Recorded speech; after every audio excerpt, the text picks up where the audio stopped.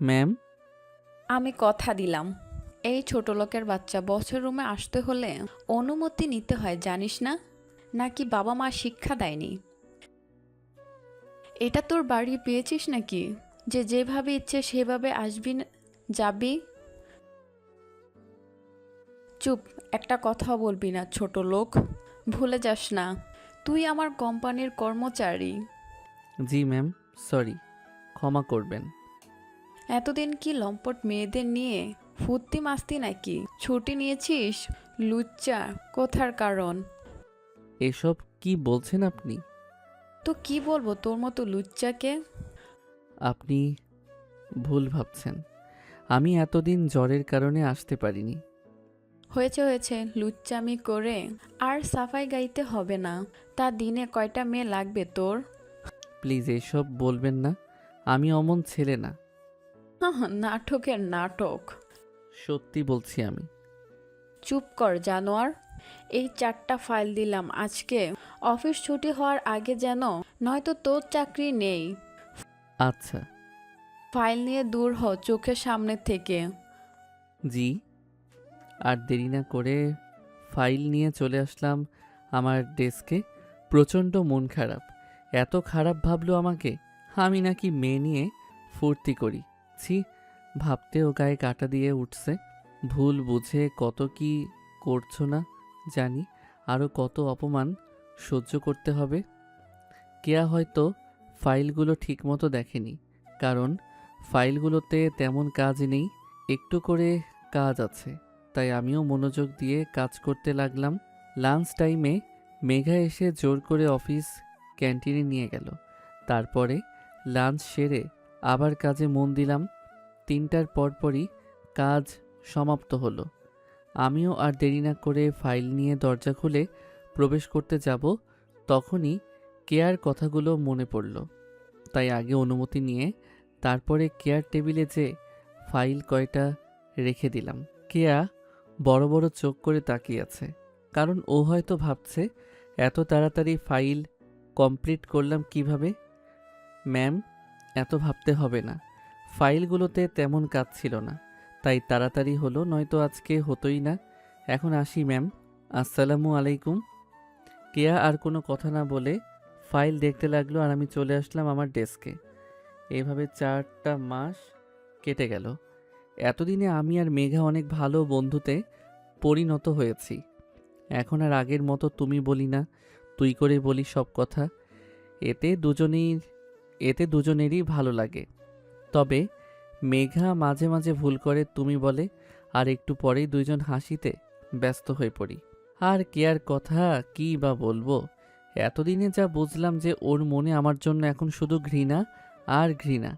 আমাকে বোঝানোর কোনো সুযোগই দেয়নি। আর ও যে বড়লোক বাপের দেমাগী মেয়ে তার প্রমাণ করে দিয়েছে। কোনো উপায় বাদ রাখেনি আমাকে অপমান অপদস্থ করার। সবসময় আমার সম্মানহানি করার চেষ্টা করত, কিন্তু পেরে ওঠেনি আমার সততার কাছে। সামান্য ভুলের জন্য এমন রিয়্যাক্ট করত যে আমি তার পুরো সম্পত্তি হজম করে ফেলেছি। আর হ্যাঁ, একটা খুশির খবর, আমি একটা বাইক কিনেছি। আমার টাকা প্লাস বাসা থেকে টাকা নিয়ে, কারণ বাসার সবাই জানেই আমি বাইক কিনবই, তাই আর না করেনি। R15 কিনছি। এখন প্রতিদিন সকাল করে মেঘা আমার সাথে যায়, আর বিকেলে আসার সময় আমার সাথেই আসে। মেঘার মা বাবা অনেক ভালো। ছোট একটা বোন আছে, ওরা ক্লাস 9-এ উঠেছে এবার। ওর ছোট একটা বোন আছে, ওরা ক্লাস 9-এ উঠেছে এবার। ওর নাম রিয়া। অনেক ইয়ার্কি করে, আর আমিও কি কম যাই নাকি?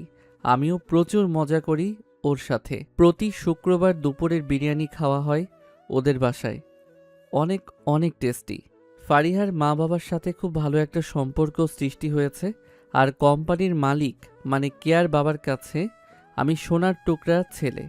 কাজে কাজে এতই বিশ্বস্ত যে কোম্পানির সাথে যারা ডিল করে তাদের সাথেও বন্ধুত্ব হয়েছে আমার।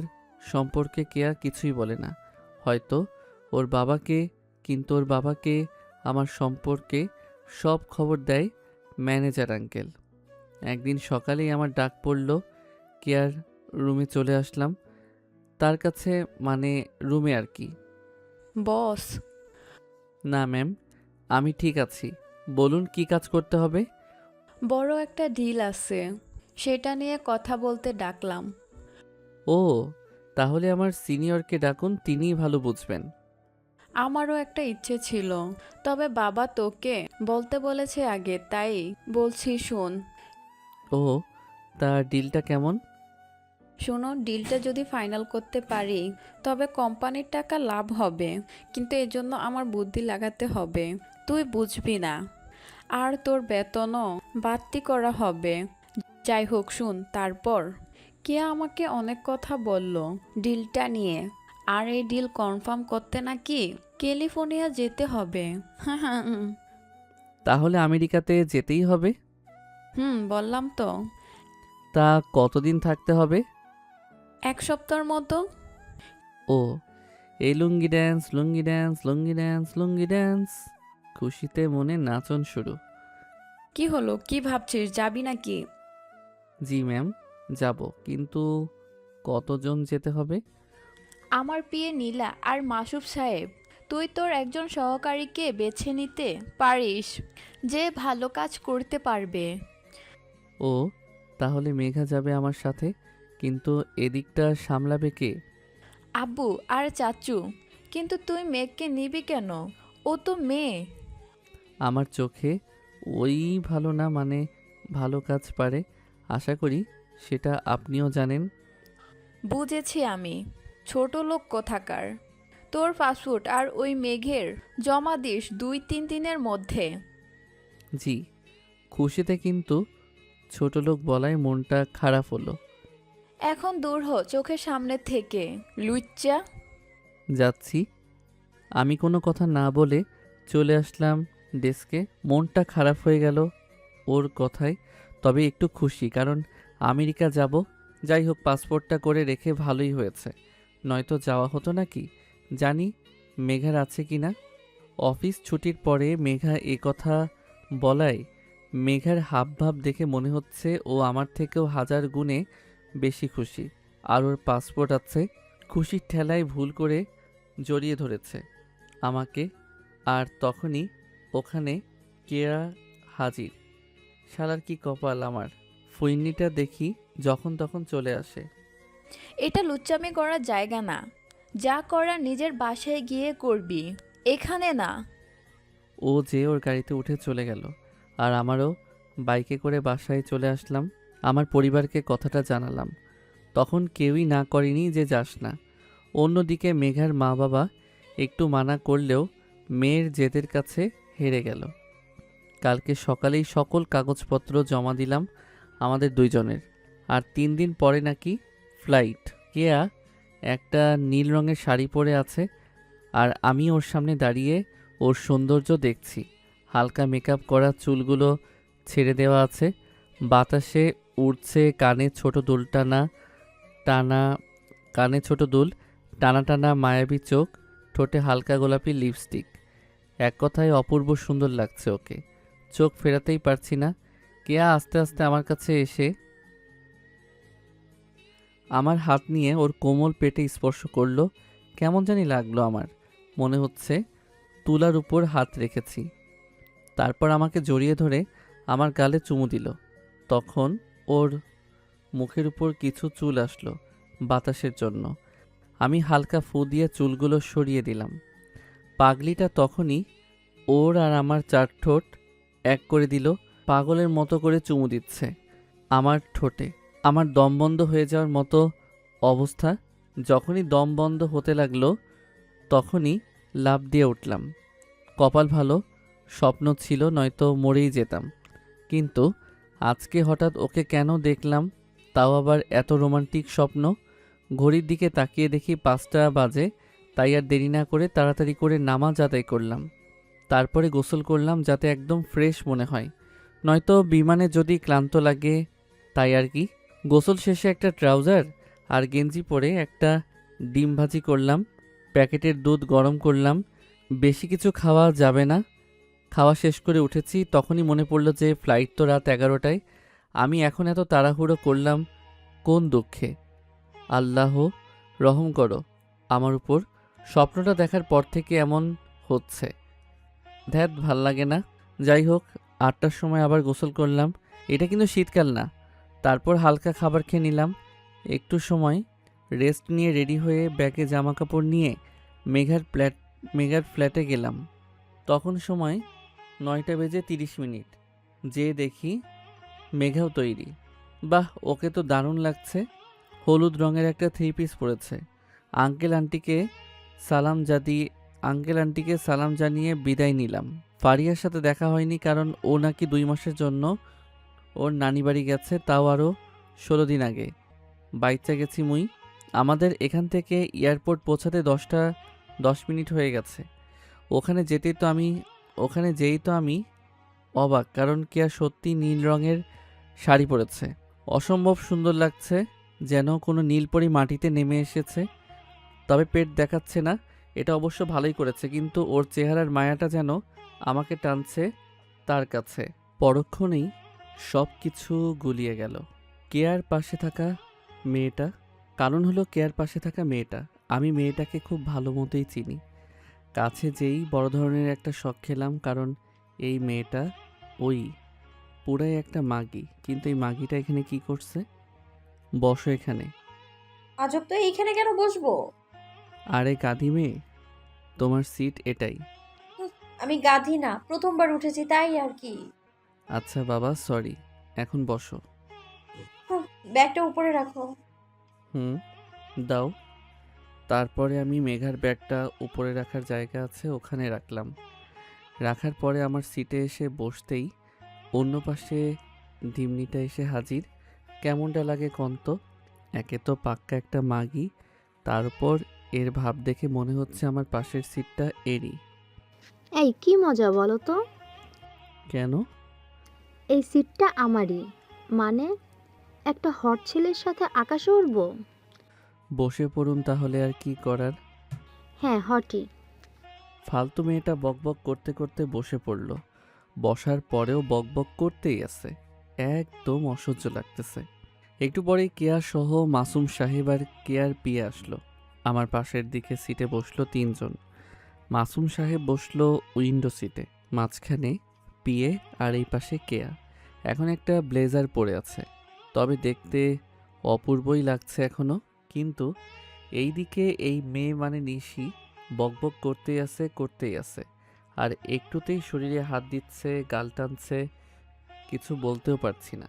বসে থাকার 15 মিনিট পরে স্পিকারে বলল যে এখন বিমান টেক অফ করবে। তখন যে যার বেল্ট বেঁধে নিলাম।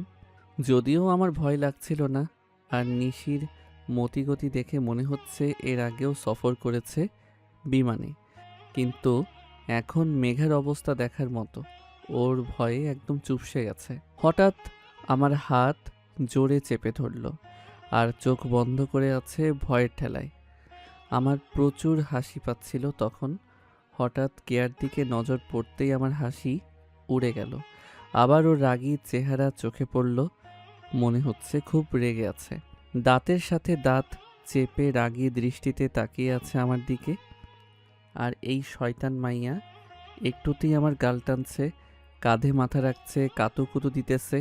উফ, এক্কেবারে অসহ্য কারবার। 10 মিনিট পরে উঠে গেল বাথরুমে চোখে মুখে পানি দিতে। আর তখনই কেয়া ওর সিট থেকে উঠে এসে নিশির সিটে বসলো। আমি তো শুধু বড় বড় চোখ করে তাকিয়ে আছি কেয়ার এমন কাণ্ড দেখে। আমার এমন তাকানো দেখে হাতে চিমটি কাটলো কেয়া। তখনই চোখ নামিয়ে নিলাম। একটু পরে নিশি বাথরুম থেকে বের হয়ে এসেই অবাক, কারণ ওর জায়গায় তো কেয়া বসে আছে। ওই তুই এখানে কি করছিস? তোর সিট এটা না, এটা আমার সিট। তো কি হলো? মানে কি? আমার ওইখানে ভালো লাগে না, বাল। না, ওঠ, আমার সিট এটা। তোরটাতে যা। প্লিজ দোস্ত, যাস না। ওইখানে কেমন জানি লাগে আমার। ধেত বাল, ভাল লাগে না। যা সোনা বান্ধবী, যা। বাল কুত্তি। নিশি রাগ দেখিয়ে কেয়ার সিটে চলে গেল, আর কেয়া রাগী দৃষ্টিতে আমার দিকে তাকালো। আমি তখন মাথা নিচু করলাম। তখন আবার জোরে একটা চিমটি কাটলো হাতে। চিৎকার করতেও পারলাম না, লোকলজ্জার ভয়ে। এইবার খুব লেগেছে। মুখ বুজে ওর অত্যাচার সহ্য করতে হলো। এর থেকে নিশি তো ভালো ছিল, দুষ্টু মিষ্টি আদর করছিল। 2 ঘন্টা পরে হালকা নাস্তা দেওয়া হলো, সবাই সেটাই খেয়ে নিলাম। তারপরে সিটে মাথা হেলান দিয়ে চোখ বন্ধ করে রাখলাম যাতে ঘুম আসে। এতক্ষণে নিশির কথা একটু বলি আসুন। আমরা একসাথে ভার্সিটিতে পড়তাম। একটা গোপন কথা বলি, আমি সেই ভার্সিটি লাইফ থেকেই কেয়াকে পছন্দ করতাম, কিন্তু ওকেও বলিনি, আর আপনাদেরও না। ওর সাথে একটু নাটকও করতে হলো এটা নিয়ে, দেখেছেনই তো। কিন্তু আপনাদের যে এটা বললাম এটা কাউকে বলবেন না, কেমন? নিশিও আমাদের সাথেই পড়তো, কিন্তু একে মাগি বলার প্রধান কারণ হলো এই মেয়ে 20 জনেরও বেশি ছেলের সাথে শারীরিক সম্পর্ক করেছিল। অনার্স 3য় বর্ষে যখন ছিলাম তখন। ফাইনাল ইয়ারে এসেও অনেকের সাথেই ওইসব বাজে কাজে লিপ্ত হয়েছে নিশি, আর এখনও তো মনে হয় ওইসব করে। এসব কারণেই আমি ওকে মাগি বললাম। যদি কিছু ভুল বলে থাকি তাহলে ক্ষমা করবেন, যদিও কাল্পনিক সব কিছু। ভার্সিটি থাকাকালীন সময় নিশি অনেকবার আমাকে ওর খারাপ জালে ফেলতে চেয়েছিল, কিন্তু তখন কেআই ওকে আমার দিক থেকে দূরে নিয়ে যায়। এটা আমি পরে বুঝতে পারি। আশা করি নিশি সম্পর্কে যথেষ্ট ধারণা আপনারা পেয়ে গেছেন যে ও কেমন ধরনের মেয়ে। যাক, আপনাদের এসব বলতে বলতে ঘুমে চোখ বন্ধ হয়ে আসছে, তাই আর দেরি না করেই ঘুমাই একটু। কতক্ষণ পরে ঘুম ভেঙেছে জানি না, তবে ঘুম থেকে উঠেই বড় ধরনের ঝটকা লাগলো, কারণ কেয়া আমার ডান হাত জড়িয়ে কাঁধে মাথা দিয়ে আছে আর মেঘা বাম হাত জড়িয়ে ধরে কাঁধে মাথা দিয়ে আছে। আর দুইজনেরই এমন ব্যবহারের প্রধান কারণ হলো ঘুম বাবাজি। ঘুমের ঘোরে দুইজনই এভাবে জড়িয়ে ধরেছে। মেঘা আরামে ঘুমাচ্ছে আর কেয়াও, কিন্তু হঠাৎ লক্ষ্য করলাম ওর নাকে মুখে চুল এসে পড়েছে। ছোট্ট বাচ্চাদের মতো লাগছে ওর ঘুমন্ত মায়াবী চেহারা। ইচ্ছা করছে কপালে আলতো করে একটা চুমু দেই আর নাকের ডগায় একটা কামড়। হি হি হি। এইসব রোমান্টিক কাজ লুচ্চামি ভাবার কিছুই নাই, তবে ওর নাকে মুখে চুল আসায় ওর বিরক্ত লাগছিল, এটা বুঝতে পারছিলাম। তাই সাহস করে ওর চুলে হাত দিয়ে কানের পিছের ওখানে রাখতেই গালে ঠাস করে একটা থাপ্পড় পড়ল। আমি 440 ভোল্টের একটা ঝটকা খেলাম আচমকা এমন হওয়ায়। আমি ভ্যাবাচ্যাকা খেয়ে কেয়ার দিকে তাকালাম, দেখি বড় বড় চোখ করে আমার দিকে তাকিয়ে আছে। চেহারায় রাগের ছাপ স্পষ্ট বোঝা যাচ্ছে। আমার কলিজায় কোনো পানি নেই, ভয়ে সব শুকিয়ে কাঠ হয়ে গেছে। আর ওদিকে মরার মেঘা এখনো ঘুমাচ্ছে। ফ্লাইটের সবাই ঘুমের রাজ্যে আছে, কি আর বলবো, কপাল খারাপ আমারই। কিরে লুচ্চা, মেয়েদের দেখলে হাত পা চুলকায় না, তাই না? আসলে ম্যাম তা না, আমাকে থামিয়ে দিল। চুপ কর ছোট লোকের বাচ্চা। লুচ্চা জানোয়ার, এখানে আসাই ঠিক হয়নি। এখন দেখি তুই নিশির থেকেও 1000 গুণ বেশি খারাপ। মেয়েদের শরীরে হাত দিতে ইচ্ছে করে শুধু, তাই না? আপনার বিরক্ত লাগছিল হয়তো, তাই তো চুলগুলো সরিয়ে দিলাম। আর এই যে দেখুন, মেঘার মতো আপনিও ছিলেন এভাবে। কই, আমি তো আপনাকে কোনো কিছু বলিনি। চুপ, মুখে মুখে তর্ক করিস? তোকে চেনা আছে খুব ভালো করে, কেমন ধরনের ছেলে তুই। এই কি হলো নীল? কে ঝগড়া করছে? ম্যাম, কথাটা বলেই জিভে কামড় দিলাম, ভুলে বলে ফেলেছি। কি বলছিস? সরি, ভুল হয়ে গেছে। দেখুন, আপনার কথাতে অনেকের ঘুম ভেঙে গেছে। ম্যাম কি হলো? আপনারা এত জোরে জোরে কথা বলছিলেন কেন? চুপ একদম। একটা ছেলেকে জড়িয়ে ধরে আছো, লজ্জা করে না? আবার মুখের উপর কথা বলো। কি বলেন ওকে এইসব? কেন, গায়ে ভিতর সে ধসে নাকি? শুন, লুচ্চামিটা একটু কম করিস। আমি আর কিছু বললাম না। এদিকে বেচারি মেঘাও আর কিছুই বলতে পারল না। কেঁদে দিবে এমন হাবভাব ওর, কারণ ও তো ইচ্ছা করে ধরেনি ওভাবে। কিন্তু কেয়ার এভাবে কথাটা বলা ঠিক হয়নি। আরও 2 ঘন্টা পরে বিমান ল্যান্ড করলো। এই 2 ঘন্টায় কেয়ার সাথে কোনো প্রকার কথা বলিনি, কারণ কথা বললেই অপমানিত হতে হবে। এয়ারপোর্টে এসে দেখি 2 জন লোক দাঁড়িয়ে আছে, আর মধ্যে একটা বয়স্ক লোক দাঁড়িয়ে আছে, মানে ওই 2টা বডিগার্ড। কেয়াকে দেখেই ওর মুখে হাসি ফুটলো, মানে এরাই তাহলে আমাদের নিতে এসেছে। এয়ারপোর্টের বাইরে এসে দেখি বড় একটা গাড়ি দাঁড় করানো। তারপরে গাড়িতে উঠলাম। মোট 8 সিটের গাড়িটা। পেছনের সিটে আমি আর মেঘা, আমাদের সামনের সিটে নিশি, কেয়া আর ওর পিএ। ড্রাইভারের কাছে মাসুম সাহেব বসলো। যাদের সাথে এয়ারপোর্টে কথা হলো তারা সামনের গাড়িতে আছে। একটু পরে গাড়িটা একটা বড় এবং ভালো মানের 7 স্টার হোটেলে দাঁড় করালো। সবাই গাড়ি থেকে নামলাম। ওই 3জন লোক দেখছি আগে থেকেই ওখানে উপস্থিত। ওরাই ভেতরে নিয়ে যেয়ে রিসিপশন থেকে চাবি নিয়ে লিফটে উঠে 8 তলায় চলে আসলাম। আমাদের জন্য মোট 3টা রুমের ব্যবস্থা করা হয়েছে। একটাতে থাকবো আমি আর মাসুম ভাই, অন্যটাতে কেয়া আর নিশি, আর শেষেরটাই মেঘা আর পিএ সিমি। ওর নাম সিমি। যাই হোক, আমরা যখন আমেরিকাতে পা রাখি তখন প্রায় সন্ধ্যা ছিল, তাই আজকে কোনো কাজ নেই। আজকের দিনটা রেস্ট। যে যার মতো রুমে যেয়ে গোসল করে ফ্রেশ হলাম। মেয়েগুলো কি করেছে কে জানে, ওরা তো এমনিতেই পচা। মজা করে বললাম কিন্তু। রাতে খাওয়ার অর্ডার দেওয়ার 10 মিনিট পরেই খাবার চলে আসলো। তেমন কিছুই অর্ডার করিনি আমি। পিৎজা অ্যান্ড স্যান্ডউইচ আর অরেঞ্জ জুস তো থাকবেই। সে যাই হোক, খাওয়া দাওয়া করে ওই দিনের মতো শুয়ে পড়লাম। পরের দিন 4টার সময় মিটিং ফিক্স হলো।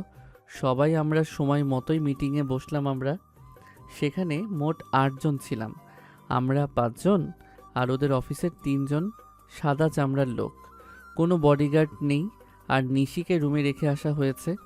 1 ঘন্টা যাবৎ মিটিং চললো, তারপরও আজকে ডিল ফাইনাল হলো না। মেজাজটাই গরম হয়ে গেল সবার। কিন্তু তারপরও দাঁত বের করে ভেটকাইতে হলো সবাইকে। কালকেও নাকি মিটিং হবে। সবাই আবার হোটেলে চলে আসলাম।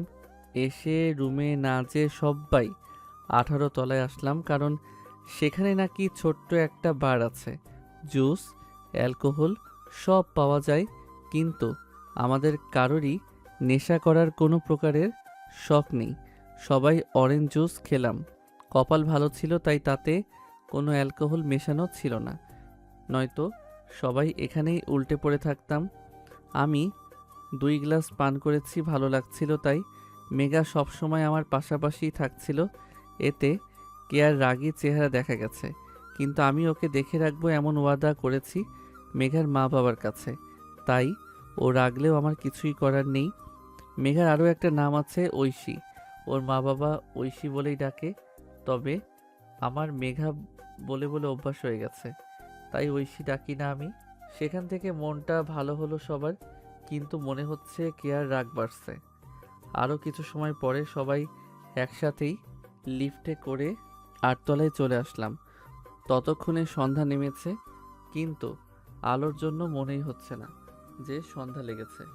আমাদের রুমের দিকে যেতেই দেখি একটা সাদা চামড়ার কিউট পোলা কেয়ার রুমের কাছে থেকে জামার বোতাম লাগাতে লাগাতে আসছে। আমাদের পাশে দিয়েই গেল। আমার আর কেয়ার মনে সন্দেহ জেগে উঠল। তখনই একজন অন্যজনের দিকে তাকালাম। সবাই একসাথেই আছি আমরা, মানে আমি, কেয়া, মেঘা, মাসুম আর সিমি।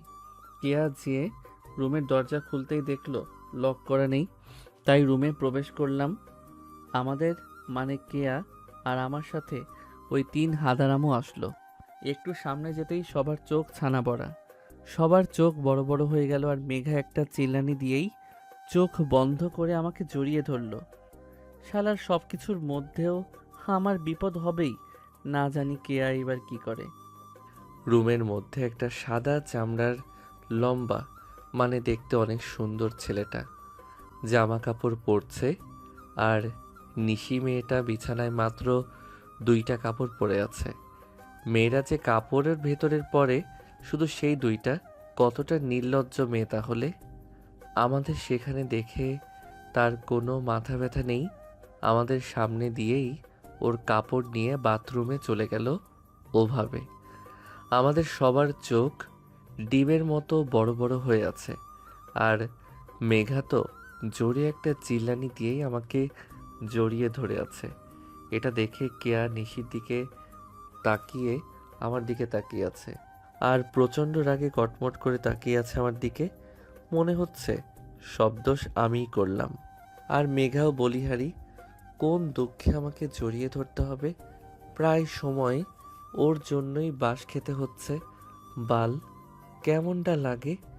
ওদিকে কেয়া চোখ বড় বড় করে তাকিয়ে আছে। আমি তখনই মেঘাকে ছাড়িয়ে হনহন করে আমার রুমে চলে আসলাম। আর পেছনে মাসুম সাহেবও আসলো।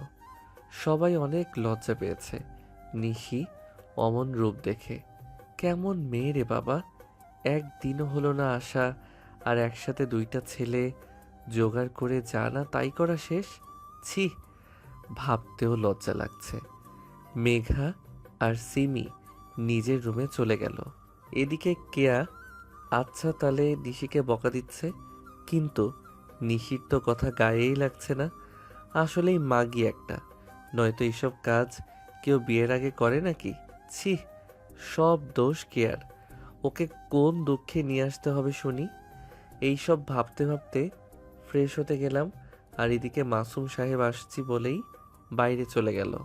আমি গোসল করে একটা টাওয়েল পরে বের হতেই ভ্যাবা চেকা খেয়ে গেলাম, কারণ হারামজাদি থুক্কু নিশি আমার সামনে দাঁড়িয়ে আছে, আমার থেকে 8 থেকে 10 হাত দূরে, আর আমার শরীর ভালো করে দেখছে। ওর ঠোঁট নিজেই কামড়াচ্ছে, আর আমার দিকে এমনভাবে তাকিয়ে আছে যে আমি যেন ওর কোনো লোভনীয় খাবার। খুব ভয় করতে লাগলো যদি আমার উপর নির্যাতন চালায়। আমার আবার ঘুরে বাথরুমে যেতে ধরবো, তখনই নিশি বলে উঠল, ভুলেও নড়বা না, নয়তো তোমার টাওয়াল টান দেব। কি? হায় আল্লাহ, মেয়ে বলে কি? এ লজ্জা শরম কিছুই নেই। আল্লাহ বাঁচাও, আল্লাহ বাঁচাও, মনে মনে বলছি। You are looking so hot and sexy. তোমাকে কাঁচা খেয়ে ফেলতে ইচ্ছে করছে, ঠাস। কিন্তু দূর হ, নাইলে আরও দিমু। একটা থাপ্পড় মারার পরে এই সব কথা হলো। তারপরে নিশি চলে গেল, আর আমি হাঁপ ছেড়ে বাঁচলাম। তবে ওর শেষের কথায় ভয় লাগছিল। সত্যি সত্যি যদি আমার উপর হামলা চালায়, আল্লাহ বাঁচাই নিও। আর তুই ছোট লোক লুচ্চা, নিজের শরীরকে এই মাগিকে দেখাইতে ভালো লাগে তাই না? আমি তো আবার বাথরুমে যেতে লাগছিলাম, কিন্তু ওর কথায় আর পা ধাপ তুলতে পারলাম না। ও তোকে খেতে চাইছে এটা বল, আর থেমে গেলি না? বাহ লুচ্চা। না, এটা বলেনি। ও বলেছে আমি এক ধাপ নড়লেই টাওয়েল টান দিবে, সেই ভয়ে আর নড়তে পারিনি। থাক, আর বলতে হবে না। তা আমার সামনেও কি এমন করে থাকবি নাকি কিছু পরবি? হায় রে খোদা, ভুলেই গেছিলাম তো যে একটা টাওয়েল পরে আছি। জলদি করে একটা ট্রাউজার আর একটা গেঞ্জি পরে নিলাম। তখন কেয়া অবশ্য অন্যদিকে মুখ ফিরেছিল। পরের বার যদি এমন কিছু দেখি তাহলে তোর চাকরি শেষ মনে কর। ম্যাম, ওই নিশি বারবার আসে, আমি তো যাই না। চুপ, তুই যেমন লুচ্চা ঠিক নিশিও তেমনটাই। আমাকে ওর সাথে তুলনা করতে পারলেন ম্যাম? পারলাম, কারণ এটাই সত্যি। বিশ্বাস করুন, আমাকে নিয়ে আপনার যত খারাপ ধারণা সব ভুল। ও তাই? মানে ঢাকাতে থাকতে নিজের চোখে যা দেখেছি সেই সবই ভুল মিথ্যা, তাই না? বেশ, প্রমাণ তো হয়েই গেল যে তুই লুচ্চা, প্রতারক, মিথ্যুক। চোখে দেখা সব কিছু সত্য হয় না ম্যাম। চুপ কর ছোট লোক লুচ্চা কোথাকার। আর কোনো কথা না বলে কেয়া হনহন করে রুম থেকে বের হয়ে চলে গেল। মনটা একদম খারাপ হয়ে গেল কেয়ার এমন ব্যবহারে। ভুল বুঝে আর কত অপমান করবে, আর আমাকে কত সহ্য করতে হবে তা আল্লাহই জানে। রাতে আর কোনো খাবার খাইনি, না খেয়েই শুয়ে পড়লাম। পরদিন সকালে ঘুম থেকে উঠে শুধু কফি খেয়েই কাটালাম। অতিরিক্ত মন খারাপ করছে কালকে ওর কথার জন্য।